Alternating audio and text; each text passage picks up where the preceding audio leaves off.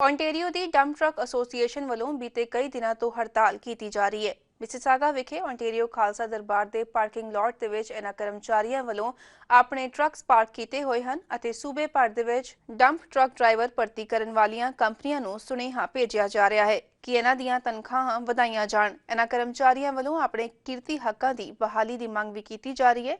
ਮੁਜ਼ਾਹਰਾਕਾਰੀ ਡਰਾਈਵਰਾਂ ਵਿੱਚੋਂ ਜ਼ਿਆਦਾਤਰ ਪੰਜਾਬੀ ਹਨ, ਜਿਨ੍ਹਾਂ ਦੀ ਸ਼ਿਕਾਇਤ ਹੈ ਕਿ ਪਿਛਲੇ 20 ਸਾਲ ਦੌਰਾਨ ਉਹਨਾਂ ਦੀਆਂ ਤਨਖਾਹਾਂ ਦੇ ਵਿੱਚ ਕੋਈ ਵਾਧਾ ਨਹੀਂ ਹੋਇਆ ਹੈ। हाँ जी, ਜਿਹੜੇ ਸਾਡੇ ਮੇਨ ਮੁੱਦੇ ਆ ਜੀ, ਉਹ ਸਾਡੇ ਮੇਨ ਮੁੱਦੇ ਸਿਰਫ ਤੇ ਸਿਰਫ ਹੈਗੇ ਆ ਜੀ ਆਪਣੇ ਜਿਹੜੇ ਵੇਜਸ ਦੇ ਬਾਰੇ ਆ ਤੇ ਜਾਂ ਜਿਹੜੀ ਸਾਡੇ ਨਾਲ ਇਸੀ ਆਪਣਾ ਅੰਟੈਰੀਓ ਡੰਪ ਟਰੱਕ ਐਸੋਸੀਏਸ਼ਨ ਆ।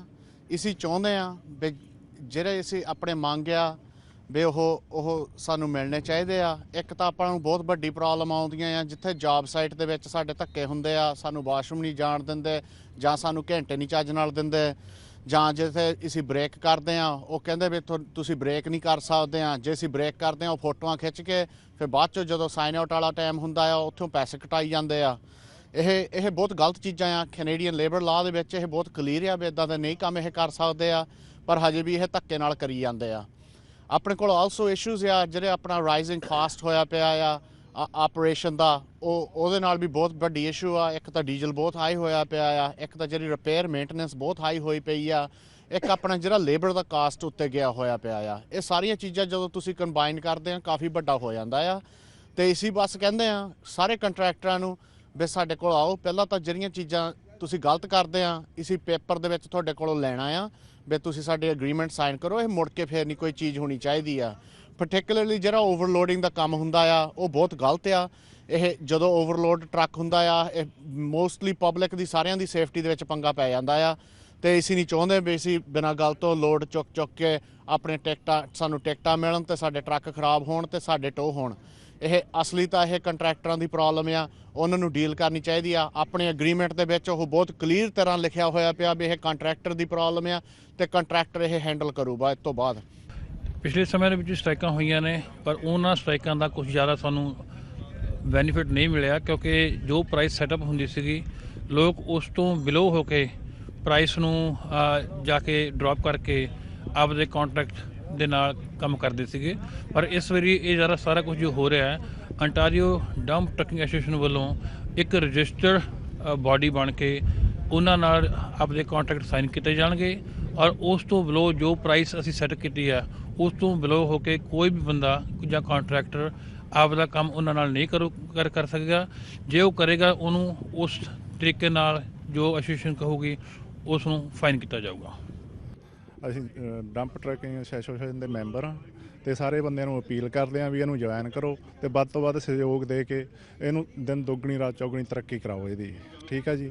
ਤੇ ਬਾਕੀ ਮੈਂਬਰਾਂ ਨੂੰ ਵੀ ਅਪੀਲ ਕਰਦੇ ਹਾਂ ਵੀ ਜਿਹੜੇ ਨਹੀਂ ਖੜਦੇ ਉਹ ਵੀ ਆ ਕੇ ਨਾਲ ਬਰਾਬਰ ਖੜੋ। ਤੇ ਇਹੀ ਕਹਿ ਸਕਦੇ ਹਾਂ ਜੀ, ਅਸੀਂ ਅਪੀਲ ਹੀ ਕਰ ਸਕਦੇ ਹਾਂ ਸਾਰਿਆਂ ਨੂੰ, ਠੀਕ ਹੈ ਜੀ।